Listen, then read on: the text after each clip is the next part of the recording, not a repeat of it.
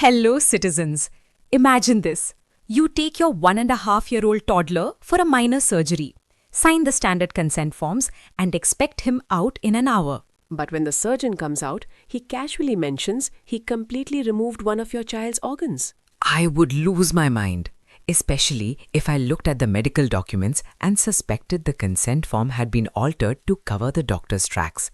I'd immediately file criminal charges. Which is exactly what a furious father did in the landmark case of Dr. S. Balagopal versus State of Tamil Nadu. But the Supreme Court just declared that this doctor wasn't a criminal. He was a hero. Wait, how can removing a baby's organ without explicit prior consent make you a hero?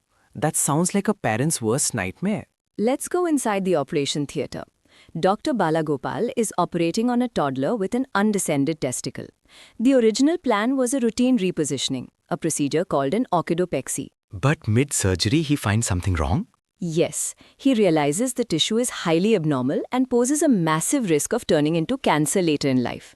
So in a split-second life-saving decision, he performs an orchidectomy. He removes it. So the father filed an FIR under Section 336 of the IPC for endangering life, plus Sections 465 and 471 for forgery? He thought the doctor snuck the word orchidectomy onto the form later? Exactly. The police booked the doctor and a nearly 20-year legal nightmare began. So, how does a surgeon even fight that? He approached the Madras High Court under Section 482 of the Cr.P.C. to quash the criminal proceedings entirely. Section 482. That's the High Court's inherent power to dismiss totally baseless cases, right? Spot on. But the High Court refused. They said forgery is a factual dispute that has to be decided in a full criminal trial. I mean, that sounds fair though. If someone claims a document is tampered with, don't you need a trial to prove it? Usually, yes. But the Supreme Court stepped in and applied the Jacob Mathew guidelines. In criminal law, medical negligence isn't just a simple mistake. It has to be worse? Much worse. Under the Bolam Test, a doctor's actions must fall so drastically below the standard of an ordinary skilled professional that it borders on reckless. But wait, an expert medical board had already cleared Dr. Balagopal. They concluded removing the tissue was standard sound medical practice to prevent cancer.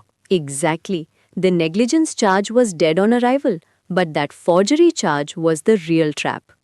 So, did the Supreme Court actually look at the consent form themselves? They did.